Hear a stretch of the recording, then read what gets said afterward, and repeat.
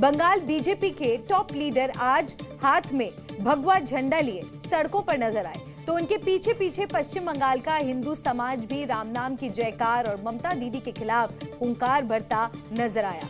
यानी रामनवमी पर पूरा बंगाल हिंदुओं की यलगार से गूंज उठा। हालांकि राजनीतिक विश्लेषक इसे चुनाव से जोड़कर देख रहे हैं, क्योंकि 11 महीने बाद होने वाले चुनाव के नतीजों का ट्रेलर रामनवमी पर बंगाल के हिंदुओं ने देश को दिखा दिया।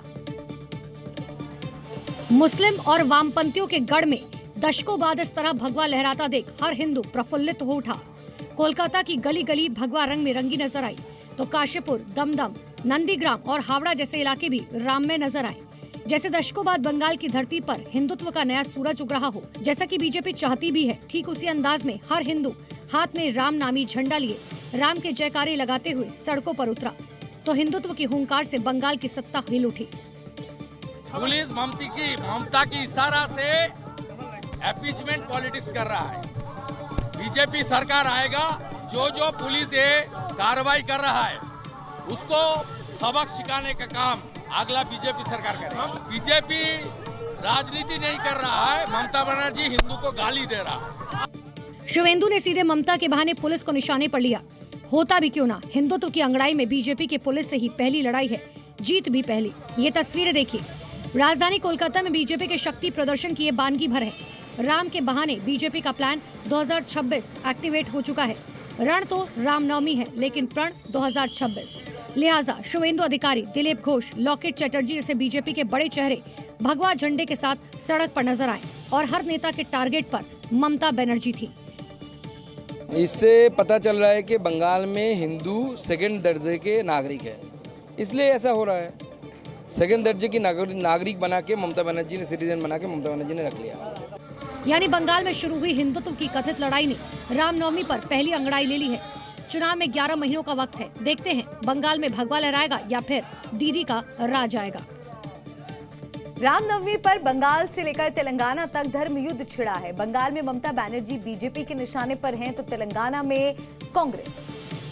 बंगाल बीजेपी के नेता दिलीप घोष तो यहां तक बोल गए कि जो विरोध करेगा उसका इलाज करेंगे, जबकि तेलंगाना से बीजेपी विधायक ने कांग्रेस सरकार को खुली चुनौती दी कि जो करना है कर लो, शोभा यात्रा पर ब्रेक नहीं लगेगा। हुआ भी वही। दोनों राज्यों में बीजेपी ने रामनवमी विरोध को धर्मयुद्ध की तरह लिया और भगवा झंडे फहराकर शक्ति प्रदर्शन किया। लेकिन सवाल यही कि भारत में आखिर हिंदुओं की आस्था पर ब्रेक वाली सियासत क्यों? क्या अपने ही देश में हिंदुओं को अब पूजा या जुलूस के लिए परमिशन की जरूरत पड़ेगी?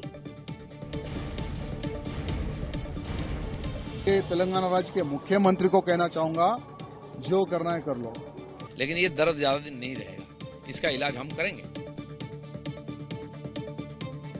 राम के नाम पर सियासी रण छिड़ा तो टैगोर की धरती पर बीजेपी ने दीदी के खिलाफ धर्मयुद्ध छेड़ दिया। ठीक उसी अंदाज में भारत के दक्षिण पूर्व में टी राजा जैसे नेता ने अकेले कांग्रेस सरकार को ललकार दिया, खुला चैलेंज दिया कि जो करना हो कर लो। राम आस्था है, राम सभ्यता है, राम प्राण से प्रिय है। रामनवमी का जश्न पूरे जोश से होगा और हुआ भी।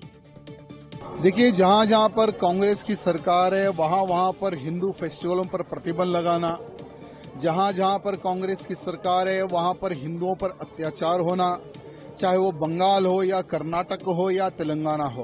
तेलंगाना राज्य के मुख्यमंत्री को कहना चाहूंगा, जो करना है कर लो।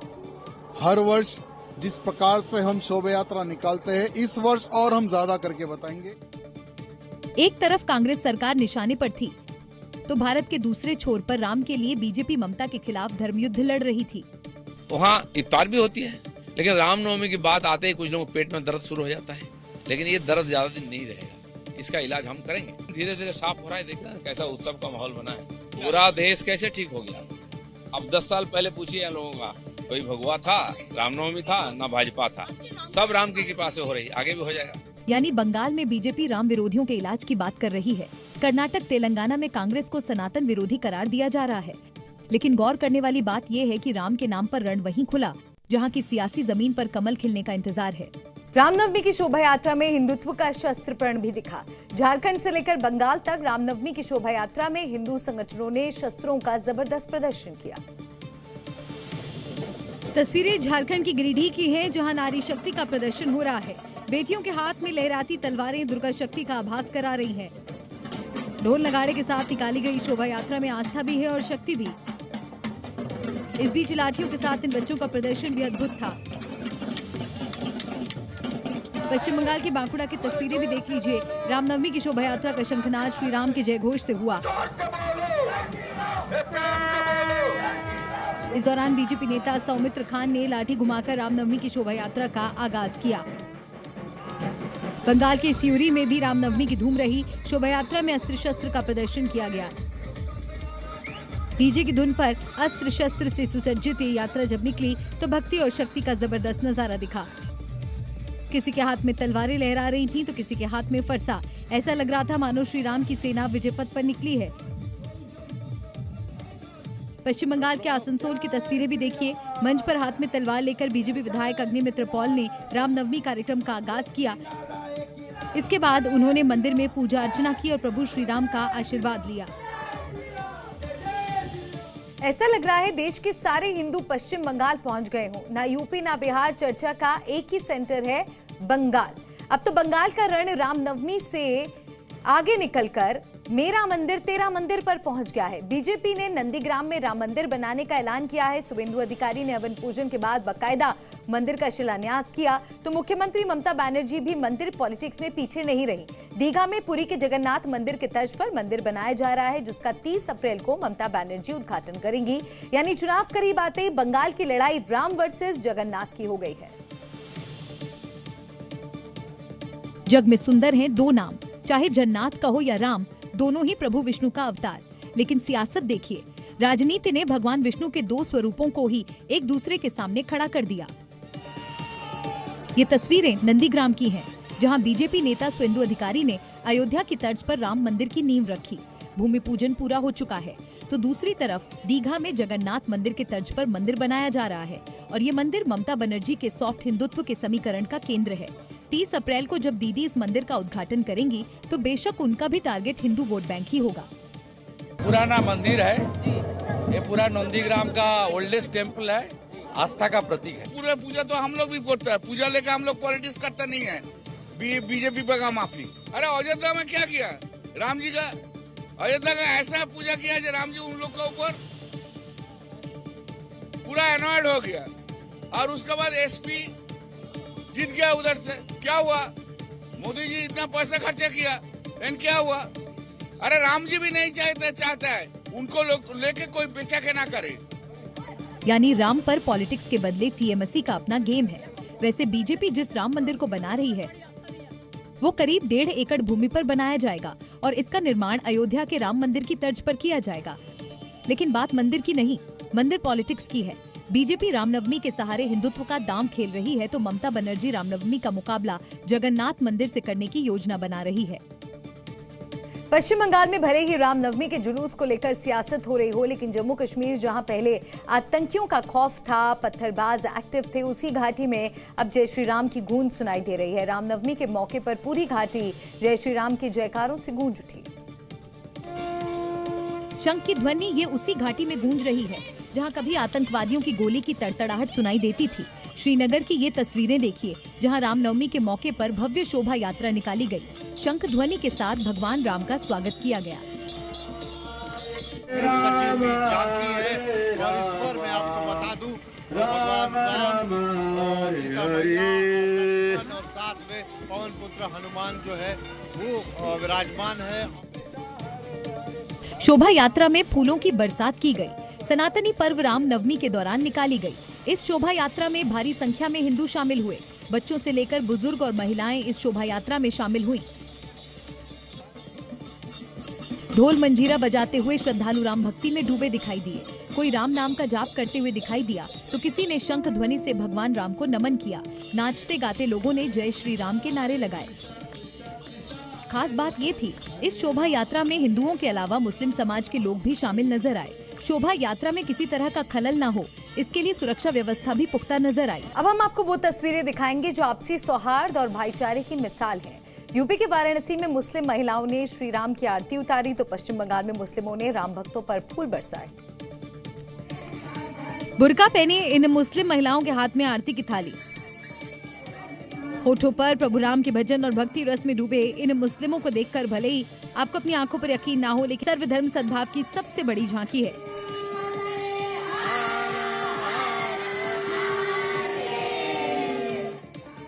रामनवमी पर वाराणसी के सुभाष भवन में मुस्लिम महिलाओं ने रामलला की आरती उतारी और आपसी सौहार्द की सबसे बड़ी मिसाल पेश की। पश्चिम बंगाल की सिलीगुड़ी की ये तस्वीर भी देख लीजिए, जब रामनवमी की शोभा यात्रा में राम भक्तों को मुस्लिमों ने पानी की बोतलें बांटी और उन पर फूलों की बारिश भी की। मुस्लिम समुदाय के लोगों ने प्रभु राम के भक्तों का जबरदस्त स्वागत किया और प्रेम भाईचारे की ऐसी मिसाल पेश कर दी जो नफरत का जहर बोने वालों के मुंह पर जोरदार तमाचा है। रामनवमी पर बक्सर में हेलीकॉप्टर से पुष्प वर्षा की गई। पहली बार जिले में राम भक्तों पर हेलीकॉप्टर से पुष्प वर्षा की गई। पुष्प वर्षा होने से राम भक्तों में काफी उत्साह देखने को मिला, तो वहीं जय श्री राम के नारों से पूरा बक्सर गूंजता रहा। राम भक्त जगह जगह से जुलूस निकालकर पूरे शहर में भ्रमण करते हुए नजर आए। रामनवमी के मौके पर पुलिस प्रशासन द्वारा सुरक्षा के भी पुख्ता इंतजाम किए गए थे, ताकि जब राम भक्त जुलूस निकाले तो किसी तरह की कोई परेशानी न हो।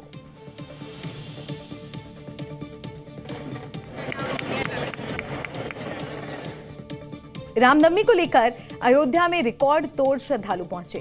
लाखों की संख्या में पहुंचे श्रद्धालुओं ने भगवान रामलला के दर्शन किए। श्रद्धालुओं की सुरक्षा व्यवस्था में कोई खलल ना पड़े, इसके लिए सुरक्षा के व्यापक इंतजाम नजर आए। पूरी रामनगरी में एआई बेस्ड ड्रोन से निगरानी की जा रही है। राम भक्तों को कोई परेशानी ना हो, कोई भी इस सनातनी पर्व पर खलल ना डाले, इसके लिए पूरी रामनगरी में भारी संख्या में जवानों की तैनाती की गई और जमीन से लेकर आसमान तक सुरक्षा का अभेद कवच नजर आया। राम जन्मोत्सव के दौरान राम भक्तों को किसी तरह की परेशानी न पेश आए, इसके लिए मुख्यमंत्री योगी आदित्यनाथ ने मजबूत सुरक्षा कवच तैयार किया है। राम जन्मोत्सव में कोई खलल न पड़े, इसके लिए योगी सरकार ने अधिकारियों को पहले ही निर्देश दे दिए थे। लिहाजा पूरी रामनगरी अयोध्या में एआई बेस्ड ड्रोन घूमते नजर आए। रामलला के दरबार से लेकर पूरे इलाके में ड्रोन से कड़ी नजर रखी गई। सनातनी त्योहार को बुरी नजर से दूर रखने के लिए योगी फोर्स अलर्ट रही। चप्पे चप्पे की ड्रोन से निगरानी की जा रही है, यानी किसी ने भी गड़बड़ की तो उसका इलाज तुरंत किया जाएगा। आसमान में ड्रोन से निगरानी की जा रही है, तो वहीं जमीन पर चप्पे चप्पे पर सुरक्षा बलों की तैनाती नजर आई। श्रद्धालुओं की सुरक्षा को देखते हुए एक तरफ ग्राउंड पर अधिकारियों की तैनाती है, तो वहीं पुलिस अधिकारी एआई बेस्ड ड्रोन के कंट्रोल रूम से लगातार निगरानी कर रहे हैं और हर गतिविधि पर कड़ी नजर रखी जा रही है। सुरक्षा के मद्देनजर अयोध्या को अलग अलग सेक्टर में बांटा गया है और कंट्रोल रूम से सभी सेक्टर्स की मॉनिटरिंग की जा रही है। अयोध्या आने वाले श्रद्धालुओं को किसी प्रकार की समस्या न हो, इसको ध्यान में रखते हुए सभी प्रबंध किए गए हैं। अयोध्या समेत पूरे देश में भगवान श्री राम के जन्मोत्सव की धूम है। इस विशेष मौके पर अयोध्या धाम में रामलला का सूर्य तिलक किया गया। इस भव्य आयोजन की एक्सक्लूसिव तस्वीरें हम आपको दिखाते हैं। अद्भुत, अलौकिक, दिव्य, ये सूर्यवंशी श्री राम का सूर्य तिलक है, जिसे देखकर हर कोई धन्य हो गया। नवमी तिथि के अभिजीत मुहूर्त पर जैसे ही रामलला के ललाट पर सूर्य की किरणों ने स्पर्श किया, राम मंदिर घंटियों और शंखनाद से गूंज उठा। लाखों भक्त अपने प्रभु के जन्मोत्सव पर अयोध्या आए हैं। भक्तों की आंखें प्यासी थीं। रामलला के सूर्य तिलक के दर्शनों के लिए दोपहर ठीक 12 बजे जैसे ही सूर्यवंशी श्री राम का सूर्य तिलक हुआ, रामलला के जन्मोत्सव का भी शंखनाद हो गया। प्रभु के ललाट पर सूर्य की किरणों ने 4 मिनट तक स्पर्श किया और ये विहंगम नजारा देखकर हर कोई धन्य हो गया। प्राण प्रतिष्ठा के बाद ये दूसरी बार था जब रामलला का सूर्य तिलक किया गया और इसके लिए खास तैयारियां की गई थीं। मंदिर के तीसरे फ्लोर पर रिफ्लेक्टर लगाया गया है। सबसे पहले सूर्य की किरणें रिफ्लेक्टर पर गिरी। रिफ्लेक्टर के जरिए किरणें अष्टधातु के पाइप में लगे लेंस और दर्पण पर पड़ती हैं और फिर रिफ्लेक्ट होकर सीधा रामलला के मस्तक को स्पर्श करती है। इस खास पल को और अद्भुत बनाने के लिए गर्भगृह में अंधेरा किया गया था, ताकि सूर्य तिलक का अद्भुत दृश्य हर कोई देख सके। इस बीच प्रधानमंत्री मोदी ने प्रभु राम के जीवन को राष्ट्र निर्माण का आधार बताया। अयोध्या में भव्य राम मंदिर में रामलला का सूर्य की किरणों ने भव्य तिलक किया है। भगवान श्री राम का जीवन उनके राज्य से मिलने वाली सुशासन की प्रेरणा राष्ट्र निर्माण का बड़ा आधार है। सीएम योगी ने भी एक्स पोस्ट के जरिए प्रभु श्री राम के सूर्य तिलक की तस्वीरें साझा की और देशवासियों को बधाई दी। जी न्यूज भी रामलला के सूर्य तिलक का दिव्य दर्शन आपको करा रहा है। यूपी के संभल की विवादित ढांचे के ठीक सामने बनी सत्यव्रत चौकी का आज विधिवत उद्घाटन हो चुका है। हवन पूजन के साथ नई चौकी का शुभारंभ हुआ। ये चौकी पिछले काफी दिनों से राजनीति का केंद्र रही। इसके निर्माण का विरोध भी हुआ था, क्योंकि ये चौकी संभल के उस इलाके में बनी है जहां 24 नवंबर को हिंसा हुई थी। ठीक जामा मस्जिद के सामने इस चौकी का निर्माण कराया गया है। रामनवमी के मौके पर विधि विधान के साथ चौकी के अंदर हवन पूजन किया गया। जिस इलाके में ये चौकी बनी है वो हमेशा सांप्रदायिक घटनाओं का केंद्र रही है और यही वजह है कि पुलिस ने चौकी के लिए यही इलाका चुना। जितने भी सांप्रदायिक घटनाएं या फिर हिंसा की घटना होती है उनका मुख्य केंद्र यही रहता है। इसी को मद्देनजर ध्यान में रखते हुए नगर पालिका की खाली पड़ी जमीन पर पुलिस के द्वारा नगर पालिका से एनओसी लेकर और शासन से फंड मांगने के बाद में यहाँ पे कार्य प्रारंभ हुआ और आज 2 मंजिला ये चौकी है, इसका निर्माण कार्य पूर्ण हुआ है। इस चौकी का नाम भी संभल के प्राचीन नाम पर रखा गया है। मान्यता है कि पुराणों में संभल को सत्यव्रत कहा गया है। ऐसे में प्रशासन ने इस पुलिस चौकी का नाम सत्यव्रत ही रखा है। सतयुग में इस जगह संभल का नाम सत्यव्रत था, इसलिए इस जगह का नाम सत्यव्रत रखा गया है। सत्यव्रत चौकी के अंदर एक शिलापट्ट लगाया गया है जिसमें अर्जुन को भगवान कृष्ण की उपदेश देते हुए आकृति दर्शाई है और धर्म की स्थापना के लिए भगवान के अवतार से जुड़ा गीता का श्लोक लिखा है। लोग यहाँ पर आकर सेल्फी ले रहे हैं और ये भी एक हमारे संभल को गर्व की बात है जो कि ये संभल में सत्यव्रत नाम उजागर हुआ है। हमें तो यही खुशी है कि आने वाली पीढ़ियों के लिए भी और हमारे लिए ये दिन दिखाया है, ये बहुत खुशी की बात है। इस चौकी के निर्माण से पहले काफी विवाद हुआ था, लेकिन इस सत्यव्रत चौकी के निर्माण से स्थानीय लोग काफी खुश हैं। उत्तर प्रदेश के कानपुर में राम भक्त उस वक्त गुस्से में आ गए जब पुलिस ने शोभा यात्रा में डीजे बैन कर दिया, जिसके बाद लोग सड़कों पर आकर हंगामा करने लगे। गुस्साए लोगों ने सड़क जाम कर दी और जमकर नारेबाजी की। बनाया जा रहा है यूपी को बंगाल, धक्का दिया जा रहा है, धक्का दिया जा रहा है कि नहीं बोल, ये हाल हो रहा है।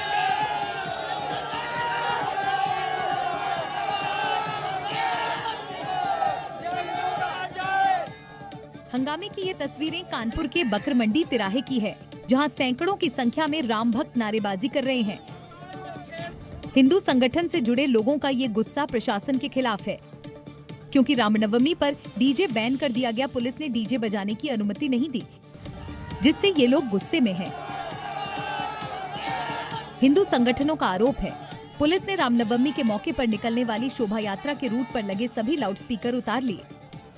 इसके विरोध में गुस्साए हिंदू संगठन के लोग सड़क पर धरने पर बैठ गए। इस दौरान पुलिस ने भीड़ को समझाने की कोशिश भी की, लेकिन आक्रोशित भीड़ शांत नहीं हुई। डीजे जब्त होने से राम भक्त गुस्से में आ गए और काफी देर तक ये हंगामा चलता रहा। ये तेरा डीजे, ये मेरा डीजे, बिहार में रामनवमी पर यही चल रहा है। प्रशासन ने शोभा यात्रा में डीजे बैन कर दिया है, लेकिन सीएम नीतीश कुमार का डीजे फुल वॉल्यूम में बजाने का पूरा इंतजाम था। एक तरफ राम भक्तों का डीजे है जो ऑन ही नहीं हो पाया, इसीलिए लोग गुस्से में हैं। और दूसरी तरफ सीएम नीतीश कुमार का डीजे फुल वॉल्यूम में बजाने की तैयारी की गई। दरअसल बिहार में ये तेरा डीजे, ये मेरा डीजे वाला खेल चल रहा है। रामनवमी पर पूरे बिहार में डीजे को प्रशासन ने बंद कर दिया है, लेकिन जहां सीएम का प्रोग्राम हुआ वहां डीजे का जबरदस्त इंतजाम हुआ। पूरे बिहार में डीजे को बंद कर दिया गया है रामनवमी में, लेकिन यहाँ देख लीजिए कितने बड़े बड़े साउंड बॉक्स लगे हुए हैं, कितने साउंड बॉक्स लगे हैं।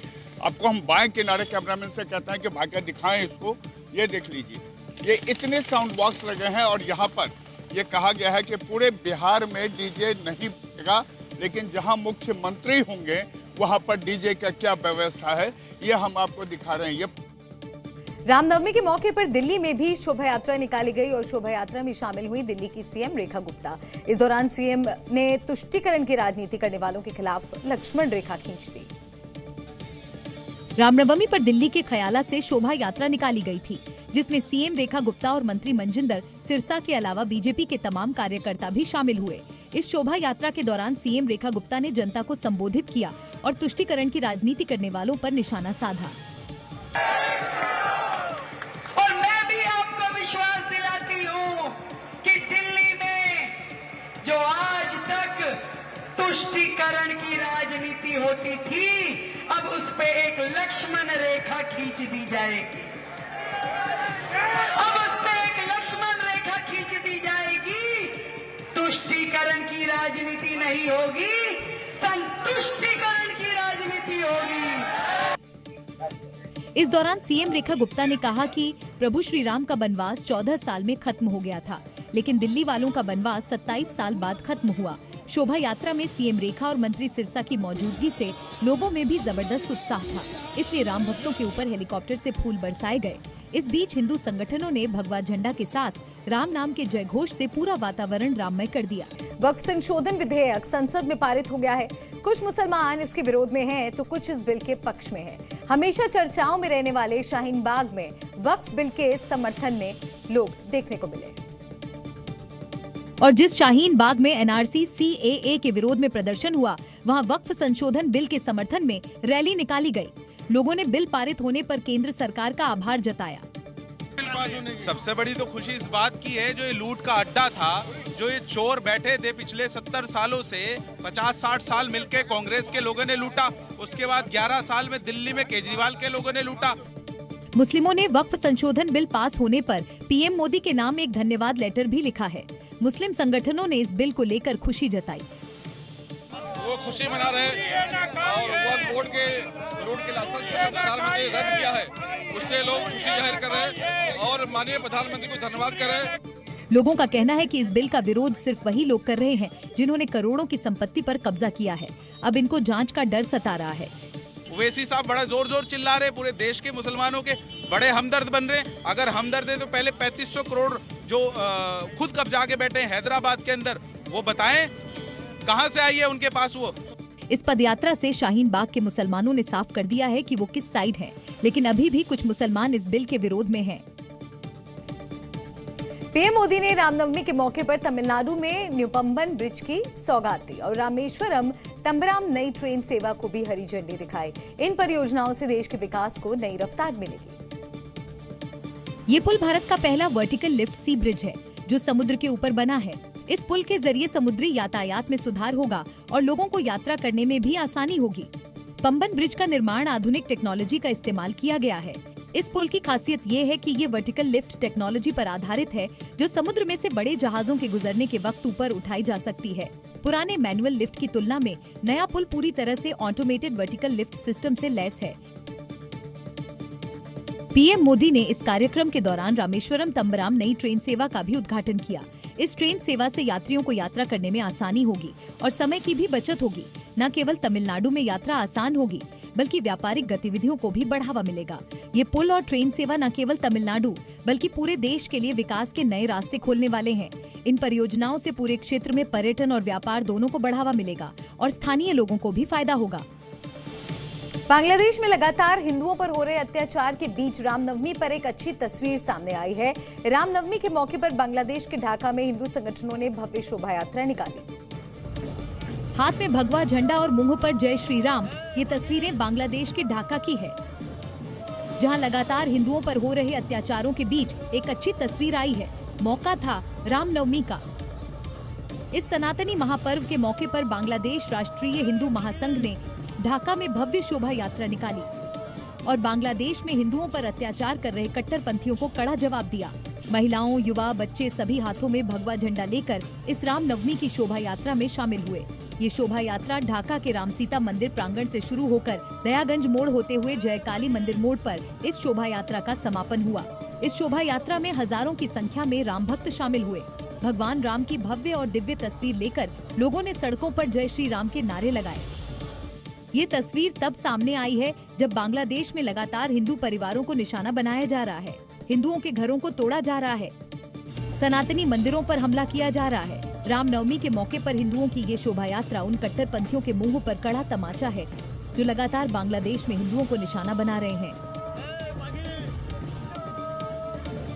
पंजाब में राम भक्तों के साथ महापाप हो गया। नवरात्र के आखिरी दिन एक परिवार ढाबे में शाकाहारी खाना खाने पहुंचा था, लेकिन जब टेबल पर ऑर्डर पहुंचा तो उसमें हड्डियां निकल आई। बिल्कुल, लेकिन अष्टमी वाले दिन। ये वीडियो जीरकपुर के एक मशहूर ढाबे की है। टेबल पर जो खाना नजर आ रहा है उसमें आप हड्डी का टुकड़ा साफ देख सकते हैं। हैरानी की बात तो ये है कि जब ढाबा मालिक से शिकायत की गई तो वो बोला कि नवरात्रि तो खत्म हो गए हैं, अब खा सकते हो। ये घटना जीरकपुर के मशहूर सेठी ढाबे की है। जानकारी के मुताबिक नवरात्र के आखिरी दिन एक परिवार सेठी ढाबे में शाकाहारी खाना खाने पहुंचा था, लेकिन ये लोग उस वक्त हैरान रह गए जब शाकाहारी खाने में हड्डी निकल आई। फिलहाल ढाबा मालिक अपनी गलती की माफी मांग रहा है, लेकिन आस्था के साथ हुए इस खिलवाड़ से लोगों में भारी गुस्सा है। उत्तराखंड के लोग लगातार अवैध मजारों और अवैध मदरसों पर कार्रवाई की जा रही है। इसकी कड़ी में हरिद्वार में एक बार फिर प्रशासन का बुलडोजर अवैध मजार पर गरजा। इस दौरान मौके पर पुलिस फोर्स भी तैनात रही। देखिए कैसे बुलडोजर जमकर गरज रहे।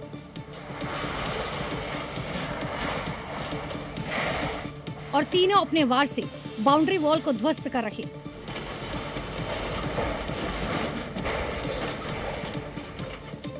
जिससे वहां बस मलबा और धूल ही धूल दिखाई दी।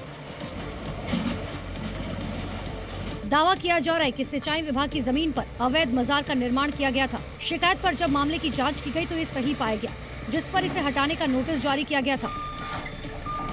और समय सीमा पूरी होने के बाद प्रशासन की टीम बुलडोजर लेकर मौके पर पहुंची। अवैध मजार पर बुलडोजर चलाया गया और देखते ही देखते अवैध मजार का नामो निशान मिट गया। जहां अवैध मजार थी वहां बस अब मलबा दिखाई दिया। प्रशासन की इस कार्रवाई के दौरान पुलिस की टीमें भी मौके पर तैनात रही, जिससे स्थिति ना बिगड़े। प्रशासन की इस कार्रवाई से संदेश साफ है, सरकारी जमीन पर जो अवैध कब्जा या अतिक्रमण करेगा उसे बर्दाश्त नहीं किया जाएगा।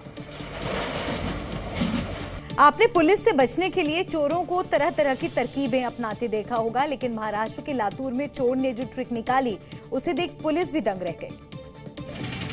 चोर पुलिस के खेल में चोर भला कब जीता है, जो ये चोर जीत जाता। तस्वीरें महाराष्ट्र के लातूर जिले की हैं। चोर को पकड़ने के लिए पुलिस दौड़ लगा रही थी, आगे आगे चोर पीछे पीछे पुलिस कि तभी अचानक चोर आंखों के सामने से ओझल हो गया। पुलिस गुना गणित लगा ही रही थी कि चोर कहां गया होगा कि तभी सीवर का ढक्कन बंद होने की आवाज आई। तब पुलिस का माथा ठनका। पुलिस ने सीवर का ढक्कन उठाकर देखा तो चोर सीवर के अंदर छिपा बैठा था। फिर क्या, पुलिस ने बाहर निकाला और पानी से चोर की धुलाई हुई। यानी चोर पुलिस के खेल में ये चोर भी पुलिस से छिप नहीं पाया। दरअसल पशु चोरी के आरोप में इस आरोपी को पुलिस पकड़ने के लिए गई थी। हालांकि चोर ने पुलिस को खूब छकाया। यूपी के उन्नाव में बीजेपी युवा मोर्चा ने बाइक रैली निकाली, जिसे लेकर अब विवाद खड़ा हो गया। आरोप है कि इस बाइक रैली में शामिल कार्यकर्ताओं ने बिना हेलमेट के ही बाइक चलाई। सड़क पर बाइक रैली निकल रही है और किसी के सिर पर हेलमेट तक नहीं। बीजेपी युवा मोर्चा की तरफ से इस रैली का आयोजन किया गया। दावा किया जा रहा है इस रैली में बीजेपी विधायक पंकज गुप्ता और जिलाध्यक्ष मौजूद रहे और उन्होंने भी हेलमेट पहनने की जहमत नहीं उठाई। उन्नाव में निकाली गई बाइक रैली में जब नेता का ये हाल था तो कार्यकर्ताओं की अपार भीड़ कैसे ट्रैफिक नियम का पालन करती। बताया जा रहा है कि बाइक रैली में जमकर कानून की धज्जियां उड़ाई गईं। वहीं हैरानी तब और बढ़ गई जब पुलिस वाले भी इसी भीड़ का हिस्सा बने नजर आए और बिना हेलमेट पुलिस वाले रैली की सुरक्षा करते दिखे। मतलब जिन पर कानून का पालन करवाने की जिम्मेदारी थी वो भी नियम तोड़ते नजर आए। अब सवाल उठता है, जब नेता और पुलिस ही कानून का पालन नहीं करेंगे तो आम लोगों पर इसका क्या असर पड़ेगा। महाराष्ट्र के सतारा में पुलिस के हाथ बड़ी कामयाबी लगी है। पुलिस ने ऐसे शातिर आरोपियों को गिरफ्तार किया है जो बुर्का पहनकर स्नैचिंग की वारदात को अंजाम देते थे। ये दोनों वही शातिर आरोपी हैं जो पलक झपकते किसी का मोबाइल तो किसी के गले से सोने की चेन खींचकर फरार हो जाते थे। आपको जानकर और भी हैरान होगी, क्योंकि बताया जा रहा है इनमें से एक आरोपी बुर्का पहनता था और भीड़भाड़ वाले इलाके में बड़ी ही आसानी से इन वारदातों को अंजाम देकर अपने साथी के साथ 9-2-11 हो जाता था। लेकिन एक गलती इन दोनों चोरों को भारी पड़ गई।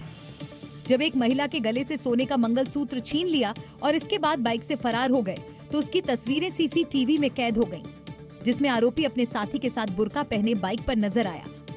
शिकायत पर पुलिस भी हरकत में आई और सीसीटीवी फुटेज के आधार पर दोनों शातिर को गिरफ्तार कर बुर्का गैंग का खुलासा किया। पुलिस ने इनके पास से बुर्का, बाइक और चोरी के जेवरात बरामद किए हैं। महाराष्ट्र के जालना में ग्राम पंचायत बिकाऊ है। चौंके मत, पिंपलगांव कोल्टे ग्राम पंचायत में इसके लिए पर्चे भी लगाए गए हैं, लेकिन सवाल है कि आखिर ग्राम पंचायत बिकाऊ क्यों है। इसकी वजह पोस्टर और पर्चे पर लिखी है। पहले ये पोस्टर देखिए। मराठी भाषा में इस पर लिखा है कि ग्राम पंचायत बिकाऊ है। हैरानी की बात यह है कि पूर्व ग्राम पंचायत सदस्यों के साथ ग्रामीणों ने बिक्री के लिए पोस्टर लगाए हैं, जिसके बाद पूरे इलाके में हलचल मच गई। मामला भोकरदन तालुका में पिंपल गांव कोल्टे ग्राम पंचायत का है। दरअसल गांव में कुएं और मकान आवंटित करने में सरपंच और उप सरपंच भ्रष्टाचार कर रहे हैं। इससे तंग आकर ग्रामीणों ने पूरे गांव में पैम्पलेट चिपका दिए हैं कि ग्राम पंचायत बिकाऊ है। यही नहीं, इस पर लिखा गया है कि पंचायत समिति की गट विकास अधिकारी और जिला परिषद के मुख्य कार्यकारी अधिकारी इस ओर ध्यान दें, अन्यथा ग्रामीण सामूहिक आत्मदाह करने की तैयारी कर रहे हैं। अब इस घटना से पूरे इलाके में हलचल मच गई है। यूपी में अपराध के खिलाफ पुलिस जीरो टॉलरेंस का फंडा पर काम करती है। एनकाउंटर, हाफ एनकाउंटर तो आम बात है। कुछ बदमाशों को यूपी पुलिस दूसरे अंदाज में भी समझाती है, जिसकी तस्वीरें आपको दिखाते हैं। हाथ में हथकड़ी और शहर में जुलूस, ये बदमाशी का जुलूस है ताकि अपराध का अंजाम अपराधियों को भी पता चले। तस्वीरें उत्तर प्रदेश के प्रतापगढ़ जिले से हैं, जहां चोरी की घटनाएं लगातार बढ़ती जा रही थीं। लिहाजा पुलिस ने चोरों को पकड़ने और उन्हें सबक सिखाने की तैयारी शुरू की। कई दिनों की मेहनत के बाद चोर हत्थे चढ़े तो पुलिस ने कस्बे में उनका जुलूस निकाला। तस्वीरों में देखा जा सकता है पुलिस आरोपियों को हथकड़ी लगाकर शहर में जुलूस निकाल रही है, ताकि उन्हें ये सबक जिंदगी भर याद रहे और यूपी में अपराध का अंजाम पता चले। जब कोई आग लगने की घटना हो जाती है तो दमकल की टीम को बुलाया जाता है, लेकिन एमपी के शिवपुरी में आग बुझाने आई फायर ब्रिगेड की गाड़ी ही आग की चपेट में आ गई। गाड़ी में मौजूद कर्मचारियों ने कूदकर अपनी जान बचाई, जिसकी तस्वीरें भी सामने आई हैं। खेत में नगर निगम की गाड़ी धू धू कर जल उठी। पूरा मामला शिवपुरी की पोरी तहसील का है। दरअसल यहाँ खेतों में खड़ी सैकड़ों बीघा नरवाई में अचानक आग लग गई। लपटें इतनी तेज थीं कि थोड़ी ही देर में उन्होंने आसपास के पूरे इलाके को अपनी चपेट में ले लिया। सूचना के बाद दमकल की गाड़ी आग बुझाने के लिए पहुंची, लेकिन जब तक दमकल आग बुझाने की कोशिश करती तब तक लपटों ने वाहन को चारों ओर से घेर लिया। स्थिति गंभीर होती देख दमकल कर्मियों ने वाहन से कूदकर किसी तरह अपनी जान बचाई। देखते ही देखते नगर परिषद की एकमात्र फायर ब्रिगेड गाड़ी पूरी तरह से जलकर राख हो गई। दमकल की गाड़ी के साथ साथ सैकड़ों बीघा खेतों में खड़ी नरवाई भी जलकर पूरी तरह नष्ट हो गई। ग्रेटर नोएडा में स्वास्थ्य केंद्र में खड़ी एक एम्बुलेंस में अचानक आग लग गई। आग इतनी भीषण थी, चंद मिनटों में ही एम्बुलेंस जलकर राख हो गई। एम्बुलेंस में भीषण आग की तस्वीरें भी सामने आई हैं। आग लगने के बाद इलाके में अफरा तफरी मच गई। आग की धधकती लपटों से आप अंदाजा लगा सकते हैं कि आग कितनी भयंकर थी। जानकारी के मुताबिक ये एम्बुलेंस कई दिनों से खराब थी और ग्रेटर नोएडा के धनकौर में स्वास्थ्य केंद्र के पास खड़ी थी और फिर अचानक एम्बुलेंस में आग लग गई और चंद मिनटों में ही आग ने पूरी एम्बुलेंस को अपनी चपेट में ले लिया। सूचना के बाद मौके पर पहुंची दमकल की टीम ने कड़ी मशक्कत के बाद आग पर काबू पाया। हालांकि इस आग में किसी तरह की जनहानि नहीं हुई है। आग कैसे लगी, इसके कारणों का पता लगाया जा रहा है। बिहार के वैशाली में आग का तांडव देखने को मिला, जब आतिशबाजी के दौरान उठी चिंगारी से घरों में भीषण आग लग गई, जिससे वहां मौजूद लोगों में अफरा तफरी मच गई और उन्होंने आग को बुझाने की कोशिश की, लेकिन आग की भयानक लपटों के आगे वो मजबूर नजर आए। देखते ही देखते आग और विकराल हो गई और उसने दूसरे घरों को भी अपनी आगोश में ले लिया। हालांकि लोगों ने आग पर काबू पाने की भरकस कोशिश की। बताया जा रहा है कि शादी समारोह के दौरान डीजे पर नाचते हुए कुछ लोगों ने आतिशबाजी की। उससे उठी चिंगारी जब मकान पर गिरी तो वो धू धू कर जलने लगा और देखते ही देखते आग दूसरे मकानों तक भी पहुंच गई। आग लगने के बाद लोगों ने किसी तरह आतिशबाजी को बंद कराया और फायर ब्रिगेड की मदद से कड़ी मशक्कत के बाद आग पर काबू पाया। आरोप है कि शादी के जश्न में की गई आतिशबाजी के चलते लोगों की गृहस्थी जलकर राख हो गई। एमपी और महाराष्ट्र में आग के चलते बड़ा हादसा हुआ। फिलहाल मामले की जांच जारी है और पुलिस ये पता लगाने में जुटी हुई है कि आखिर आग लगी कैसे। एमपी के धार में हाईवे पर कंटेनर धू धू कर जल उठा। देखिए, गनीमत ये रही कि कंटेनर में आग लगते ही ड्राइवर कूद गया, वरना उसकी जान जा सकती थी। बताया जा रहा है कि कंटेनर माल लेकर पीथमपुर मुंबई नेशनल हाईवे से जा रहा था, तभी अचानक वो धू धू कर चलने लगा। सूचना मिलते ही दमकल की गाड़ी मौके पर पहुंची और किसी तरह आग पर काबू पाया गया। आग लगने से कंटेनर में रखा सामान जलकर बर्बाद हो गया। उधर महाराष्ट्र के नागपुर में फूड फैक्ट्री और आरा मशीन में आग लग गई। देखते ही देखते आग ने फैक्ट्री और आरा मशीन में रखे माल को जलाकर राख कर दिया। आग के भयावह लपटों से पूरे इलाके में अफरा तफरी मच गई। आग लगने की सूचना मिलते ही फायर ब्रिगेड की टीम गाड़ियों को लेकर मौके पर पहुंची और कड़ी मशक्कत के बाद आग पर काबू पाया गया, जिसके बाद लोगों ने राहत की सांस ली। फैक्ट्री और आरा मशीन में कैसे आग लगी, इस बात का खुलासा अब तक नहीं हो पाया। यूपी और एमपी में शहर शहर आग ने कहर बरपाया, जिससे किसानों की मेहनत बर्बाद हो गई। किसानों ने आग पर काबू पाने की कोशिश भी की, लेकिन उनके हाथ कोई कामयाबी नहीं लगी। यूपी के सीतापुर में हाई टेंशन तार टूटकर खेत पर गिर गया। जिससे खेत में खड़ी गेहूं की फसल धू धू कर जलने लगी। आग लगने की जानकारी होने पर किसान मौके पर पहुंचे, लेकिन उन्हें कोई कामयाबी नहीं मिली और देखते ही देखते आग ने विकराल रूप धारण कर लिया। सूचना पर जब फायर ब्रिगेड की टीम पहुंची, तब तक किसानों की फसल जलकर बर्बाद हो चुकी थी। एमपी के रीवा में शॉर्ट सर्किट के चलते किसानों की फसल जलने लगी। आग की लपटें इतनी भयानक थीं कि उन्हें दूर से भी देखा गया। किसानों की सूचना पर पहुंची फायर ब्रिगेड की टीम जब तक आग पर काबू पाती, इसके पहले खेत में खड़ी फसल जलकर खाक हो चुकी थी। एमपी के रायसेन में भी आग का तांडव देखने को मिला। यहाँ संदिग्ध परिस्थितियों में किसान के घर में आग लग गई। देखते देखते आग इतनी भयानक हो गई कि उसने पूरे मकान को अपने आगोश में ले लिया। इस दौरान वहाँ बस आग और आग की लपटें ही दिखाई दी। यूपी के मुजफ्फरनगर में एक हैरान कर देने वाला वीडियो सामने आया, जिसमें सड़क क्रॉस करते वक्त बड़ा हादसा हो गया, जिसकी कुछ तस्वीरें भी सामने आई। वीडियो में सब कुछ सामान्य दिख रहा है। एक ट्रैक्टर गेहूं कहाने की मशीन के साथ रोड क्रॉस करता दिखाई दे रहा है, लेकिन अचानक दूसरी तरफ से आ रही एक बेकाबू कार ट्रैक्टर में जोरदार टक्कर मारती है। फिर देखिए इस हादसे की तस्वीर को। कार किस तरह ट्रैक्टर के पीछे लहन मशीन को जोरदार टक्कर मारती है।